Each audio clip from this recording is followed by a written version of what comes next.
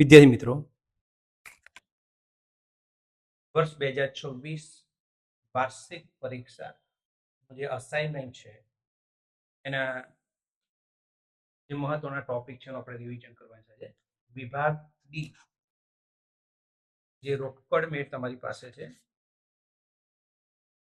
એનો આપણે રિવિઝન કરવાનું છે. ચેપ્ટર 7 નીચેના વ્યવહારો પરથી કિશોરનો રોકડ અને બેંક ખાનારો રોકડ મેળ તૈયાર કરવાનો છે. જો મિત્રો તમારી પાસે પેપર સેટ ના હોય તો પહેલા આ ક્વેશ્ચનનો સ્ક્રીનશોટ લઈ લો, બરાબર? એટલે પછી તમારે રકમ જોવાનો પ્રશ્ન ના હોય, બરાબર મિત્રો? તો અહીંયા મેં કોલમ ડ્રો કરી નાખેલા બેટા. થોડી પહેલા ચેપ્ટરની સમજૂતી આપી દઉં કે ધંધામાં રોકડ આવે કે બેંકમાં પૈસા આવે તેની આય બાજુ નોંધ થશે. બહુ સિમ્પલ છે ટોપિક.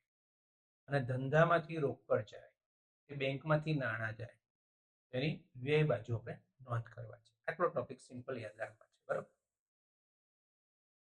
સૌ પ્રથમ પહેલો પોઈન્ટ છે મે મહિનો વર્ષ 2025 ની પહેલી તારીખ છે. આજ પર રોકડ શિલક અને બેંક પ્રત્યેનું લેણું એટલે બેંક શિલક. જો દેવું કીધું તો બેંક ઓવરડ્રાફ્ટ કહેવાય, લેણું છે એટલે બેંક શિલક. રોકડ શિલક અને બેંક શિલક બંને આપણી આવક કહેવાય, એટલે એની આપણે આય બાજુ નોંધ કરીશું, બરાબર? પહેલી તારીખ અને મે મહિનો છે, 5મો મહિનો, બરાબર? શરૂની શિલક એટલે વિગતના ખાનામાં લખાય, બાકી આગળ લાવે. જે રોકડ શિલક છે 8,000 એ રોકડના ખાનામાં લખીશું અને બેંક શિલક છે 30,000 એ બેંકના ખાનામાં લખીશું.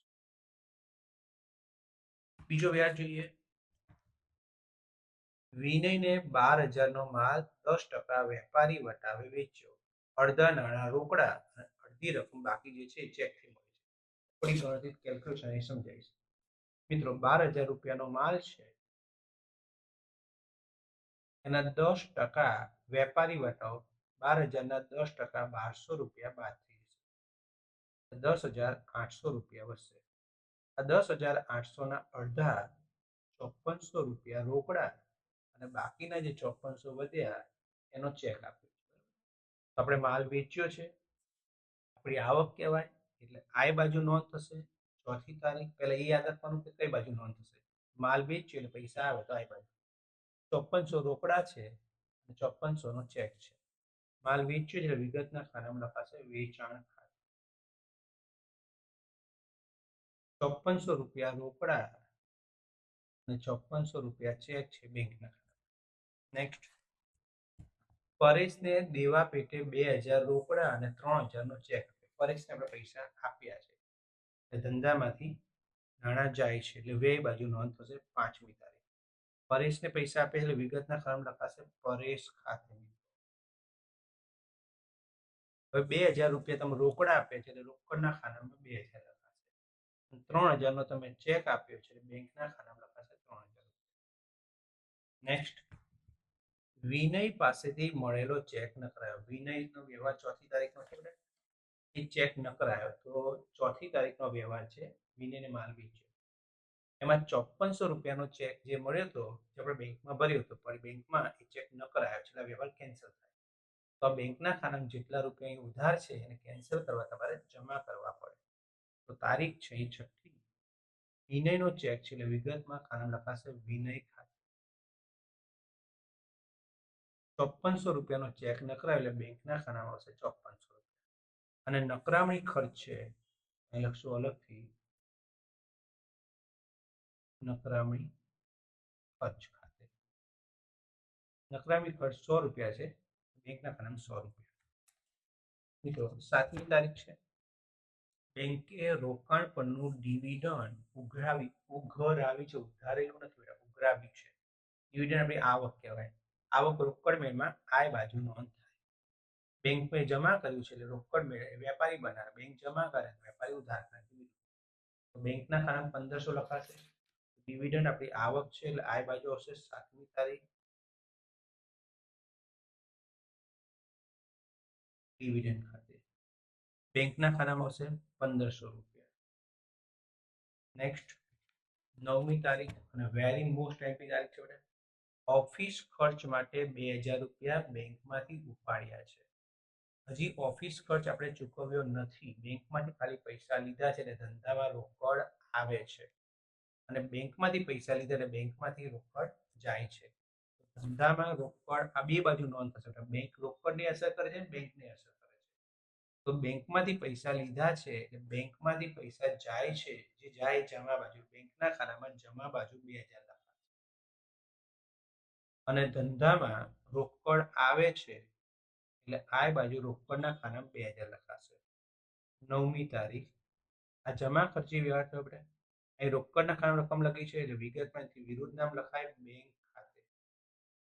આ જમા ખર્ચી વ્યવહાર છે એટલે ખાપાના ખાનામાં લખવાનું જપ. જે વ્યવહાર રોકડ અને બેંક બંનેને અસર કરે એને જમા ખર્ચી વ્યવહાર કહેવાય.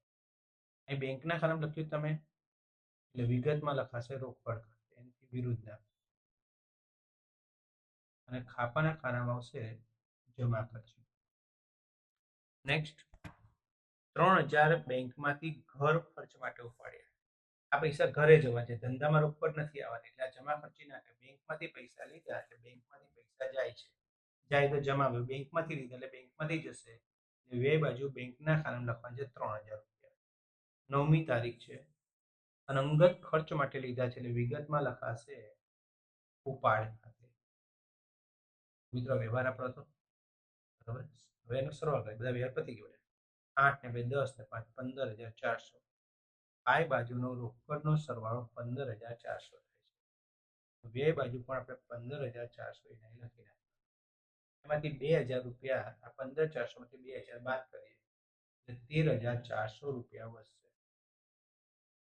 મિત્રો મે મહિનો છે, એની છેલ્લી તારીખ 31 હોય એટલે વિગતના ખાનામાં લખશો અહીંયા તારીખના ખાનામાં 31 ને વિગતના ખાનામાં લખાશે બાકી આગળ લઈ ગયા.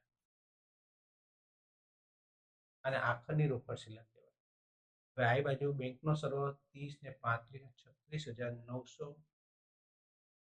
બેંકનો આ બાજુનો સરવાળો થયો 36900.